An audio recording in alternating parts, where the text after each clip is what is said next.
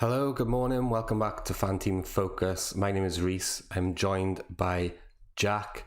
Jack, tell the people where you are today because it's a bit different today for you, right? Yeah, it's slightly different for me today. As I said, I'm dedicated to the cause. I am in Newcastle today, so I'm on the stag do. Yeah, I was out to about 3 o'clock this morning. So yeah, I'm loving life, as they say at the minute.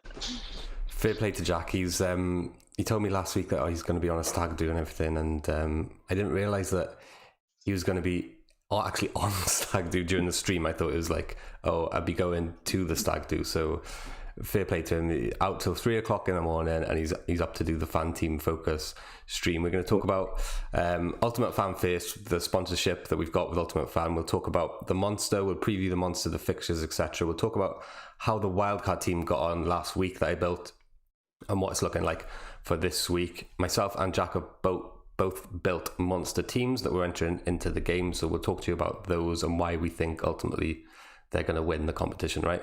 So Yep. to start with, Ultimate Fan, sponsored by Ultimate Fan. Really happy to have him again. If you're not sure what Ultimate Fan is, it's basically a mixture between fantasy football and pack openings. They've got the app there, which I think you can see on my phone if you click that there. Really, really cool and easy to use. There's a £300,000 prize pool, so it's absolutely free to play, and you can win like quite a lot of money. Obviously, you can pay to kind of upgrade and stuff. It's kind of one of those situations. So it is gambling in a way. So 18 plus, please gamble away. Really happy to have him. It's popping off on Ultimate Fan at the moment. Listen, I'm still learning it. I've got a lot of teams to manage. Ultimate Fan is just something I've still got to learn. So I'm not going to kind of go through my team because it's probably going to be a little bit embarrassing at the moment. But if you play Ultimate Fan or if you've got any tips for me, let me know in the chat. Jack, right. I'm going to bring up my wildcard team from last week now. Why did it do so badly, mate? Well, I think it's the Wolverhampton defence, mate. To be fair, so Wolves just did not show up, did they, in that game last week? And I watched. yeah, I watched. I was speaking to you last night. I was watching Match of the Day because I hadn't really watched any football this week. To be fair, it's one of those weeks where I realised that I just hadn't watched any games, so I caught up on them last night. And I'd heard people talk about this Marcel thing where he was rugby tackling Ivan Toney, and then I saw it. It didn't look as bad as what I'd seen people talk about, but yeah, it was basically a taekwondo type of thing, wasn't it?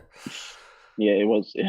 So he got hooked early, so that's a bit of a worry. People talking about maybe his place is in danger now, but apparently Nori, the other left back's got injured as well. So, but look at all those players that didn't play. Look at all those: Torres, James, Hirst. Obviously, you were expecting, and Woodman, but Trent as well. Suddenly, the wildcard team is looking absolutely shocking, isn't it?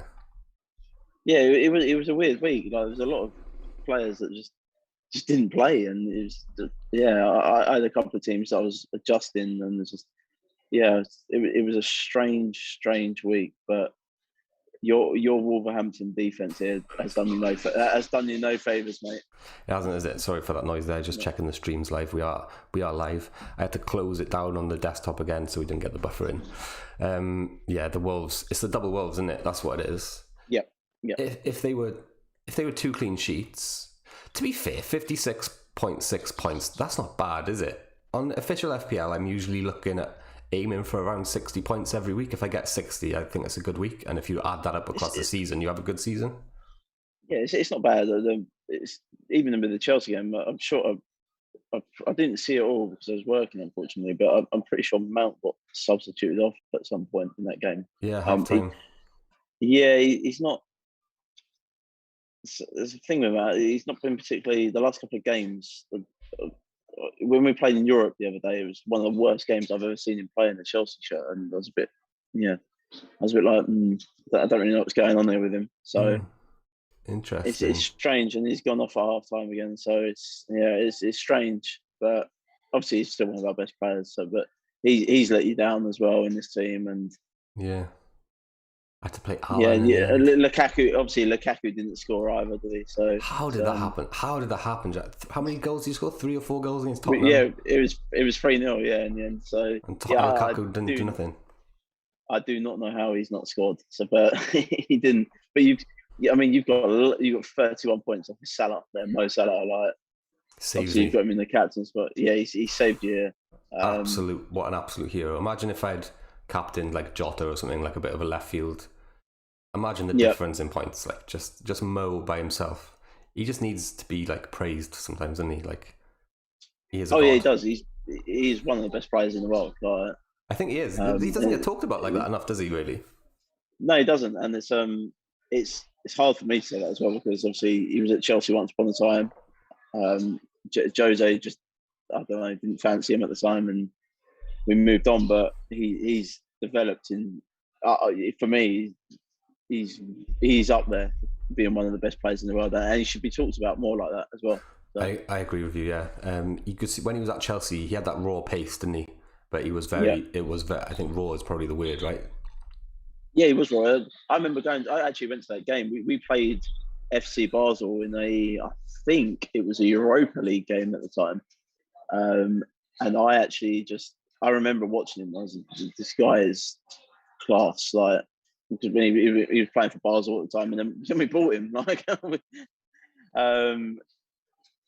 but it just didn't really settle. Chelsea are like that. They buy players, and sometimes they just don't settle at the club. But he's definitely one of the best players in the world now. Yeah, if you look at some of the players you've had in the past, like De Bruyne, Lukaku, Salah, they've all been through Chelsea, right? Cuadrado. There's been a few of them. Yeah, there's definitely a few of them, and it's De Bruyne. De Bruyne is the one that hurts a lot because he's one of the best midfielders in the world. So that's the one that hurts the most. He'll be back now soon as well in the Premier League. Back in our thoughts. Right then, so talk to me about Reece James then, Jack, because this is how my team is setting up this week. And I've had to make a transfer so I can bench Reece James essentially, because I don't think he's going to play. He played, I think, I'm right in saying, in the midweek. So he had the weekend off in the league. I'm presuming because of this burglary thing which has happened. That's the only thing I can read into that. Then he played in midweek. So there's only about 3 days in between. I can't see him playing, so I've made a move. No, go on. He's not going to play this week. He's not, is he? Weekend. Well, he might come on as a substitute, but I don't know if I mentioned it on here the other night, but he's. I don't think Tuchel fancies him very much. I mentioned it. Yeah. I see him. He just doesn't track. It sounds stupid, but he just doesn't track back, and I think it annoys Tuchel, and it's kind of I don't think you're going to see him as much this season in the Chelsea shirt. Yeah, you did say that to me, and that's been in the back of my head a little bit, to be honest with you, because I was so bullish on Reece James before the start of the season and for the past few weeks as well. And there's little things like the Chelsea fans keep telling me, like yourself, are just kind of making me think maybe I was wrong. I don't want to jump to conclusions, and maybe that's just me, they're being like egotistical, thinking like I'm definitely right. But it doesn't look great for him. But on the one side, maybe it could have been the robbery thing why he was left out. And then he gets put in a midweek. Then he misses the weekend against Chelsea to kind of settle him a bit. Then he plays. Is it international break then, or is it? Yes, it's international break. Yeah, so it is a tricky one. I'm not gonna lie. It's worrying me a bit, but I'm gonna hold firm with him because if I was right, then the upside is huge. But if I was wrong, it's an easy transfer out, isn't it? Right. So I've made the move to kind of accommodate James on the bench here because otherwise I'd have had to play him, and I'm like you. I just can't see him playing because of the game time that he had in midweek. So Torres has come out for Sarr. Again, Torres, someone in the same boat as James. I don't think he's going to play this week. And Sarr did well for me in FPL last week, 15 points. And watching Match of the Day last night, he was insane in that game. Did you see that? I didn't know. I didn't see the game. Very, very good. Check him out when you get a chance if you haven't seen him already. I've seen him in the past, but this was the first time watching Match of the Day last night where I've actually watched Watford properly. Looks a very, very good player. Watford are they're going forward. They're a very good team. They're very attack minded, Watford. But I kind of mentioned it the other day with Brentford. It's hard to play like that in the Premier League for every game of the year. So yeah, I think that they're going to struggle this year. I think, but Sarr being a talisman, I think is a good thing for our teams if we go there. Okay, so we'll talk about the monster next. It's kicking off earlier today than the past few weeks. So it's a 12:30 kickoff, which I think means a 12:30 deadline, right? Yep. The first two games are Chelsea, Man City, and Man United, Aston Villa, both on at the same time. Do smash a like on the video, guys, by the way, if you're watching live. It really helps us out. New channel and all that. Hit subscribe. Thank you very much. It's the big one, Jack. Chelsea against City. What do you think about this? I think Chelsea win. Chelsea seem to have Man City's number at the minute, and just a City are lacking. Like it sounds stupid. They've got all that attacking flair, but they're lacking that natural goal scorer.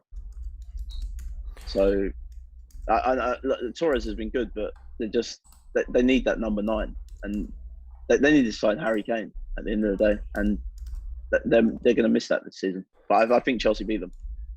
Do you think they'll sign Harry Kane in the summer, or do you think there's anything in that rumour?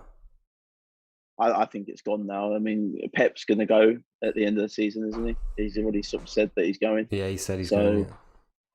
Yeah. I think that ship sailed. And I mean, what's Harry Kane now? Harry Kane's 29.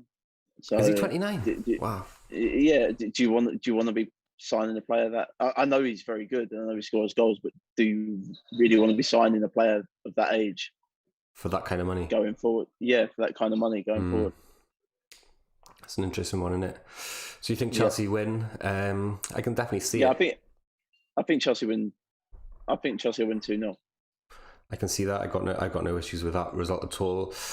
I think maybe we see De Bruyne back, although they have been talking about easing him back. I think we'll see someone in that false 9 role, like a De Bruyne or a Foden, like we spoke about earlier. I don't think Torres plays this game because of the midweek minutes he got, but who knows? Pep roulette, isn't it? It's Pep. We can't second guess it, but I can definitely see a Chelsea win. These are the two of the best teams in the league for me, and it could be tight, and either team could win it. United against Aston Villa. Ronaldo very heavily backed for captaincy across all fantasy platforms at the moment, judging by Twitter, etc. Highest odds apparently for a hat trick of any player this week. We know he's the GOAT. Yeah. What do you think he's going to do? I think he's going to probably score a hat trick. I think Man United are going to win 3-0 here. Aston Villa just... maybe saying that, I could probably see Villa scoring because Man United do leak goals as well, but Aston Villa leak goals far more than at the minute. They've not really adjusted to losing Grealish at the minute, Aston Villa, and they're trying to find their way again. And I think it's going to take a couple of weeks, definitely a few more weeks to find their way. Yeah, I can definitely see him scoring though. It's United, we concede all the time, so maybe a 2-1 or a 3-2 to United. Danny Ings or Ollie Watkins or Bailey looked good in that game last week as well, but again, probably one that's going to be eased into that team. Can't see anything else other than the United win though at home. Watford against Newcastle. It's a big one. Ismail Sarr, Alan St. Maximan. This guy is good, right? It's a big one for Steve. He's excellent. It's a big one for Steve Bruce as well. Newcastle obviously their fans are on their back again, and I can actually see Watford winning this game. What's the feeling up in the city there? Did you speak to any fans or anything last night? Yeah, I spoke to a couple of fans last night actually about Newcastle. It's always the same, isn't it, with Newcastle? There's no. Obviously, I don't want to sound disrespectful because they're a massive club, but it's their fans. I think obviously they've not won nothing in years. Their fans think they're a bit bigger than what they are, kind of thing. I don't want to sound disrespectful, but I 100% agree. It's like they got this big stadium, Jack. I'm not going to sugarcoat it. They got this big stadium. They think they're this massive club, but really they're a small club, aren't they? They're like a Watford. No disrespect to Watford and Newcastle, but they're not a Man United or a Man City or a Liverpool or a Chelsea. They could be. No, Do you know what I mean? They could be if they had Yeah. the investment or if they had the success.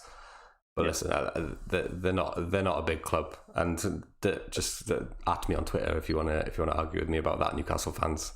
I say I do not want to sound disrespectful either. Like again, like you said, they've got a massive stadium. Yeah. They've got all the facilities and Everything everything they like that to be a massive Premier League club, but they just aren't. But Saint Maximin is a rising star for them, definitely. I really think he's excellent, to be honest. I really do.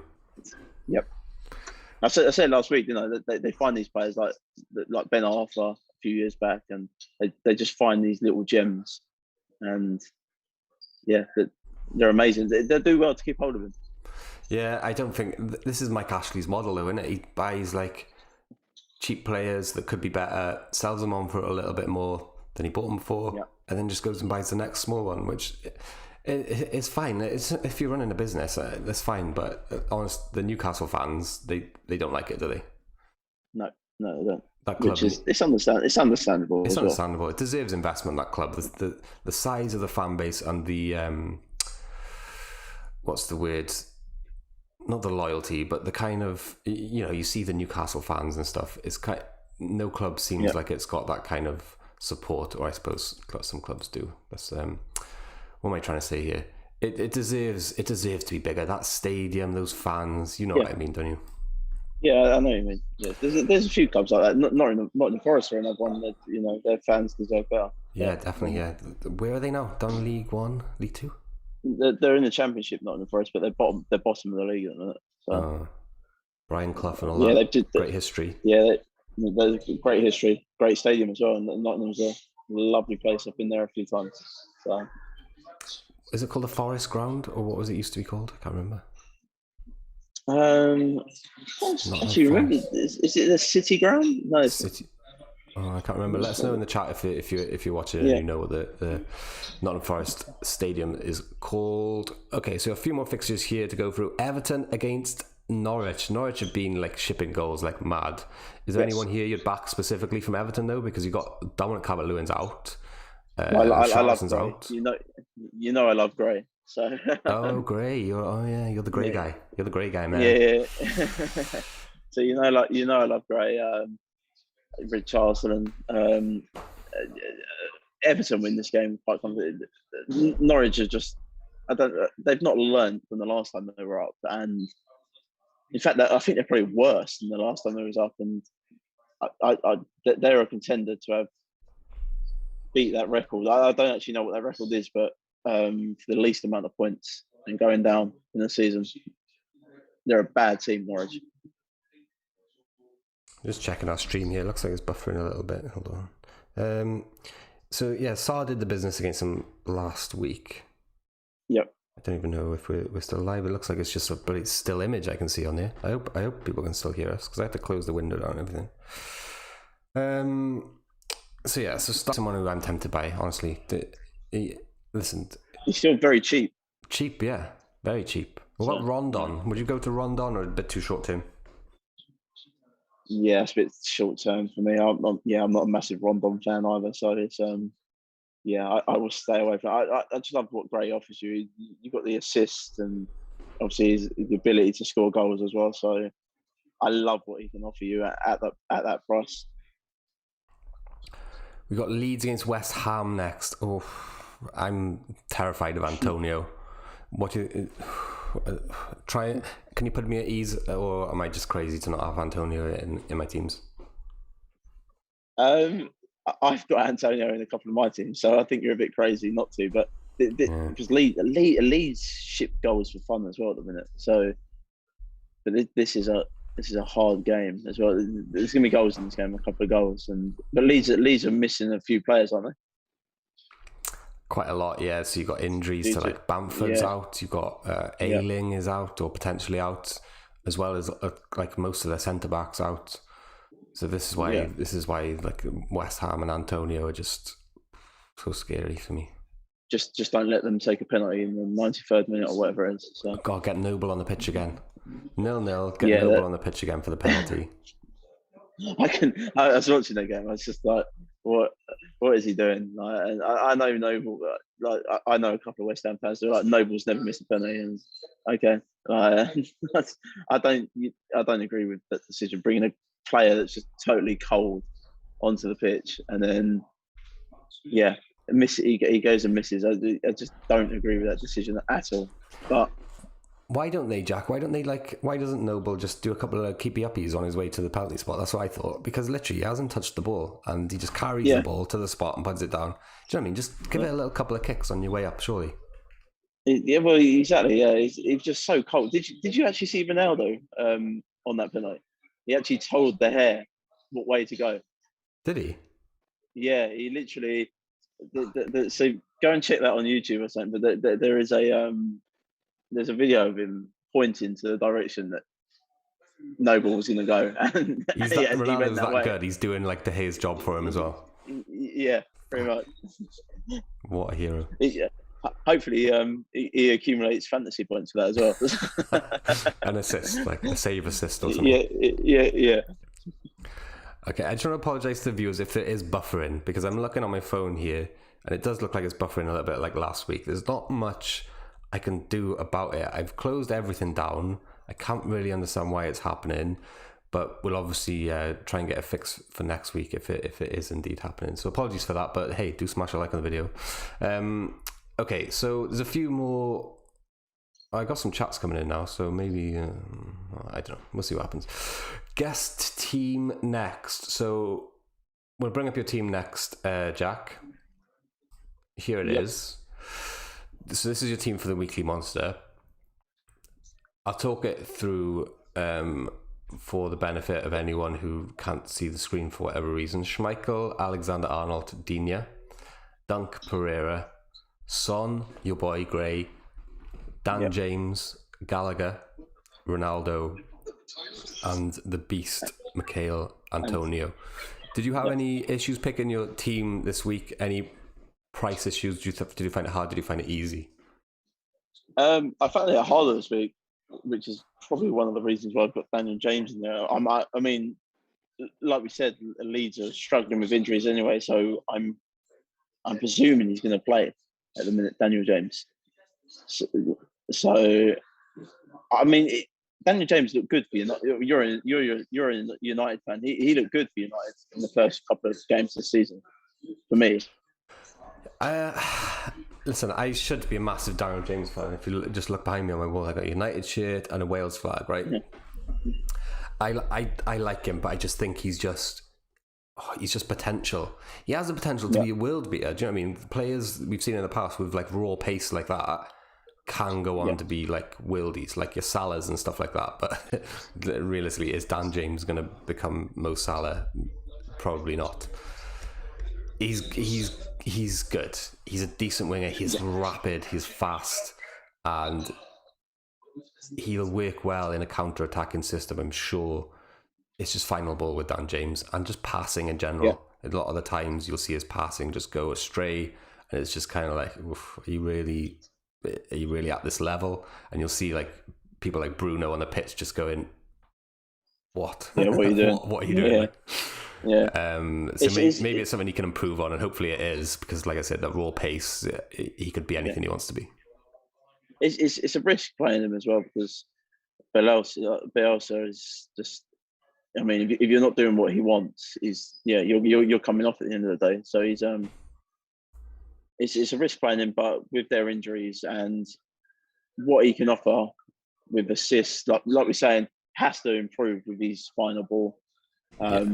But the potential's there, and I didn't mind the price of Dan James this week with the injuries that Leeds have.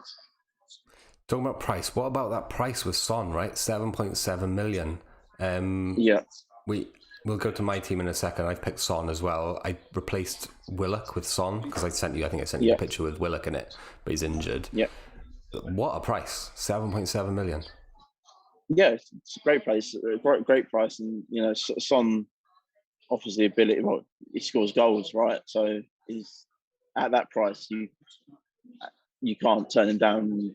I mean, Tottenham play Arsenal this week, and I know it's a derby, but Tottenham are the better team there for me, and I can see Tottenham winning that game as well. So, and maybe Son scoring as well. So, And he's such a or great at least finisher, getting and assists. he's such a great finisher and a great player. It's just like you can't price that players that good that low, can you? Surely. No. But Arsenal did look good defensively again when I was watching them on Match of the Day last night. Do let us know in the chat, guys, if it's like horrendously buffering, because like I say, I'm watching it on my phone here on the bottom and it looks like it is, but I just like to know if it's doing it for you. So let us know in the chat. While you're down there, hit the like button, hit the dislike if you want, because engagements all count. Jack, okay, I like your team, by the way. I'll bring my team up in a second, but I like this team. Trent, would you change anything? Would I change anything in this team? I like Schmeichel. I've got Schmeichel in my team. I like Pereira. I've got Pereira in my team. Dunk against Crystal Palace. Great shout. Nothing I could say about Digne either against Norwich. The thing with Digne, or Dean, or however you say it, he has these games, doesn't he, where he has like own goals or red cards, and then the next game he'll score like 50 points or something. So maybe that's this game I'm thinking with Digne, because he scored an own goal I think last week, wasn't it, for -1 in fantasy he did, FPL. And then you got Son, who we spoke about. Obviously I'm behind that. Gray could go massive against Norwich, same as Sarr last week.